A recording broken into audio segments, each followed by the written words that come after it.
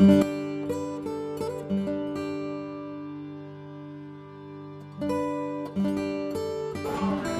this is Aunt Cassie with Big Grandma and Lou.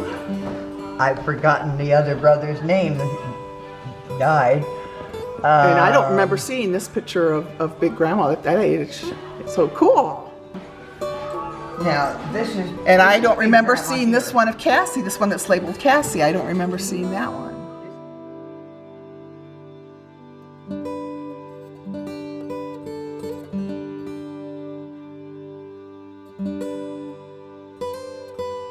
That kind of like us sisters have a bit of an age gap. The same was true of our grandmother Mildred and this is Grandma here, her sister Cassie. And I have that necklace. It's garnet. And I have a version of that picture hanging on my roots wall at home. Okay, I said here that this collection was started by my great aunt, Cassie Dowdall, and Cassie was my grandmother's sister. And Cassie was 22 years older than Mildred. And when Mildred was 18 years old, she eloped with Harold Sterner. Cassie thereafter called her an April Fool because Cassie and her family felt that Mildred had made a very poor choice in partners. And they eloped, was it to Fort Calhoun or Blair? Where did Yes, right. Which is where I live now. Right, I'd forgotten that. Where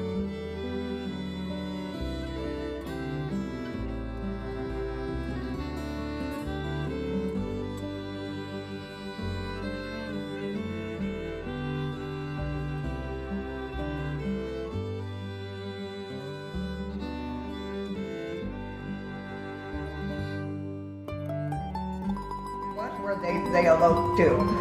And Aunt Cassie was so upset she never forgave Mildred for that. And when she died, she left it in her will that all of her possessions would be sold. And Mildred was her only heir. And the bank would monitor the money out to her. And they gave her $5,000 to spend at the auction. And she went to the auction and she bought the button collection, she bought some bells, she bought some paperweights, some Murano glass and stuff, and she... I remember the bells. She got a bell for each one of us children. She shipped mine to California and it was broken. I begged the post office to just give me the broken pieces. Can't you just pay me something to take it to a porcelain refrigerator or no? Oh, I didn't know that, Barb. They took the pieces away from me and sent Grandma $300 or something like that. I have and she sent me 2 other barrels to replace it. George and Martha Washington bells.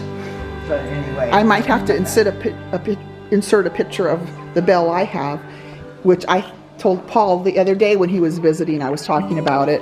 And I said, I think this is my most treasured possession. And it's just a little glass bell of an Asian, looks like an Asian man.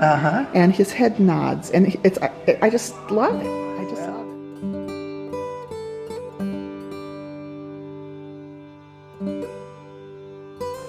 So anyway, that's why Dad had to go and beg for money whenever he needed repairs on the house or anything, because the codicil and the will said that since Mildred was such a fool, that Paul would be reared incorrectly and he would have no proper respect for money. And so that's why when Mildred died, it was written that would go on to Dad, but with the same bankers watching over it.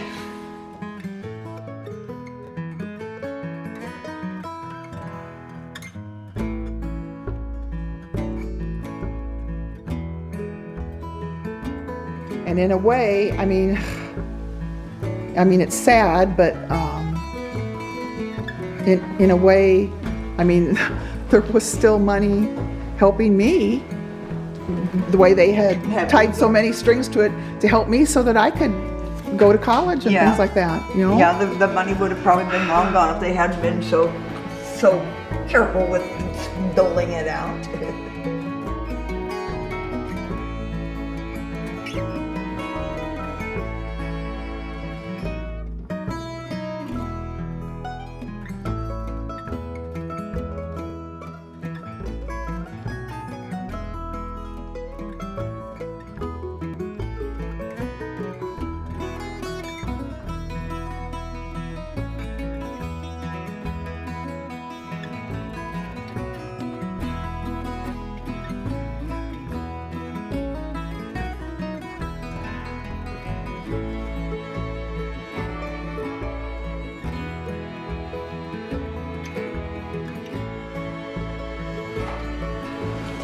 That's Uncle Elmo when he was very young, and here he is as an older man. Very handsome young man, huh? Oh, he was a natty dresser. This is him here.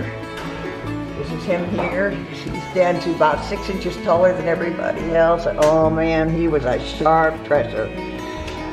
Elmo was in charge of the sales department of Portland Cement, and he sold Cook County the concrete to surface all the streets of Chicago with concrete.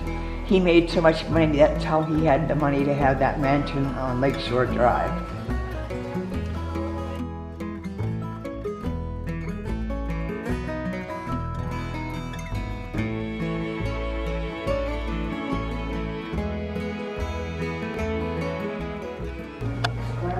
I definitely admire them, but I wasn't really sure what they were made of. You know, I figured it was maybe an early form of what we call plastics. A button collector versus a button crafter. A button collector would shudder to see what I have done to these, because I started out, I thought, well, I'm not going to damage these because celluloid is rare and so fragile that, you know, it hasn't perceived. It was the predecessor to plastic, and it hasn't, you know, so that stuff hasn't really, It's with us. it's not there anymore. So I was going to be real careful, so I started wiring them. I broke about 4 of them while I was wiring them on. I thought, well, this isn't going to work. So then I switched to glue, and I used a combination of E6000 and hot glue.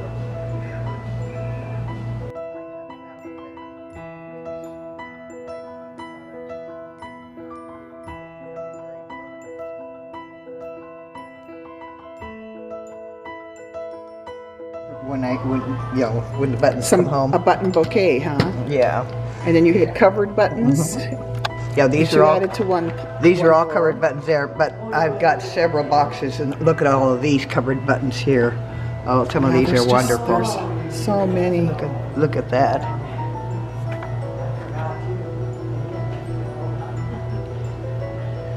And these buttons, I purchased those at the World's Fair in Knoxville, Tennessee in 1982. So you added your own contribution. They've been sitting in my button box since To the button 1982, collection. waiting for me to decide that I had a good place to put them. But I heard people were putting charms on their Crocs, and so I decided that I had to do that.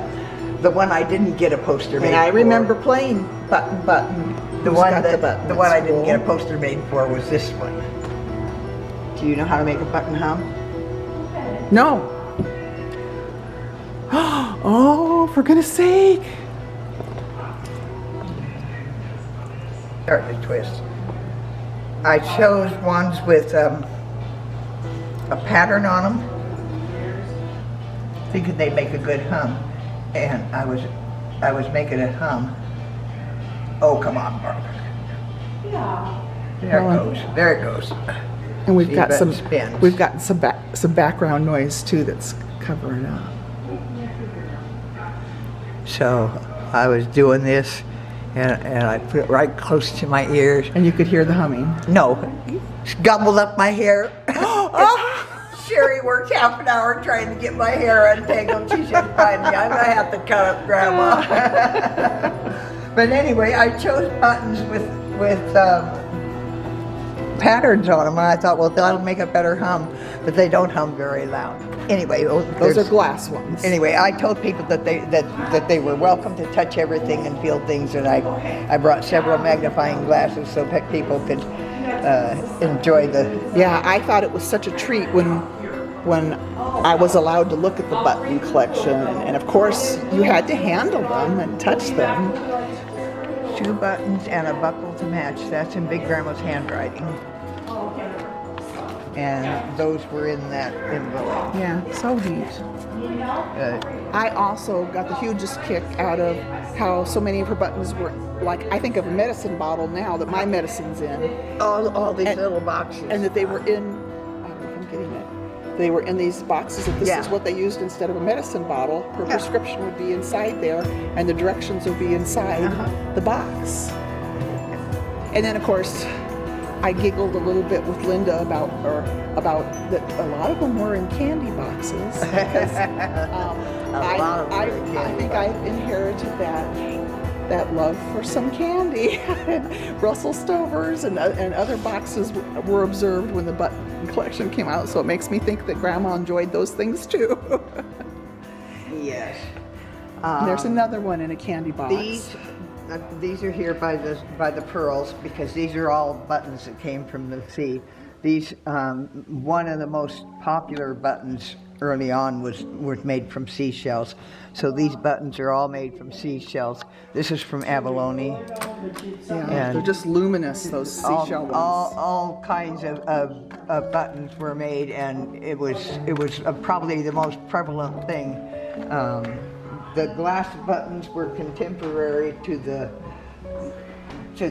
when these were forming, but it was more difficult to work with the glass, and the glass just didn't have that. There was more warmth and depth and luminous that you get with those shell ones. People like that. The glass didn't catch on. And these were just a bunch that I thought. This color to display it on. So I know when Linda and I worked on that first photographing of them over at her house a few years ago, we struggled with what to put them on to take a picture of them.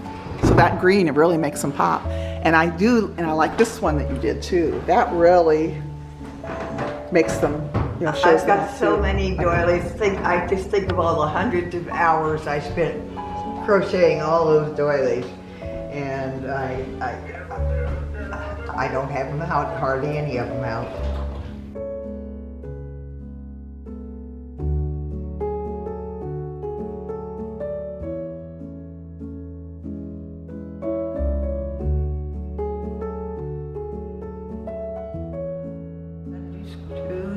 They were all identical black shoes, but they were very specific places that they were to be worn only. She had a different hat and different coats for different occasions too, but when she'd come home from church, I think Linda probably participated in it, but she would want to take off all her Sunday finery, so she would take off her clothes, and she would explain to us how to properly put your clothes away, the good ways to take care of your clothes. Interesting. And so then after she did all that, well, then she'd take her dress, and there she is in this corset, and it's got all these lines of It was bone, wasn't it? yeah, the bones this way, and lines of cords coming this way that you hook back here, and you pull it as hard as you could. Oh my goodness! And we would unlace her from her Sunday corset, and we'd switch to her everyday corset, which didn't squeeze her quite so hard. She made this poster for me. I wanted to do a poster for the buttons on the string. Yes, they used this poster on their online thing, and I just loved it because I remember playing that game. Yeah.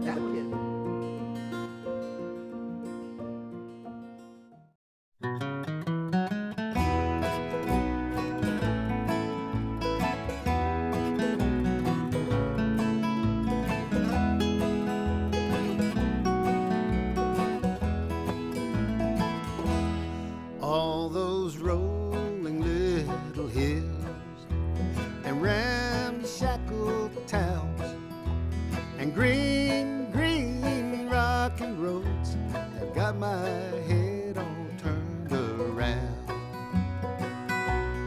Oh, I see them in my mind when I think of you.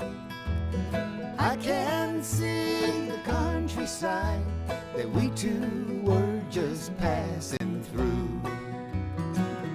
Your folks live down by the lake. I see them for your sake, but when you turned away, they all began to fade like ghosts in the air, like they were never there.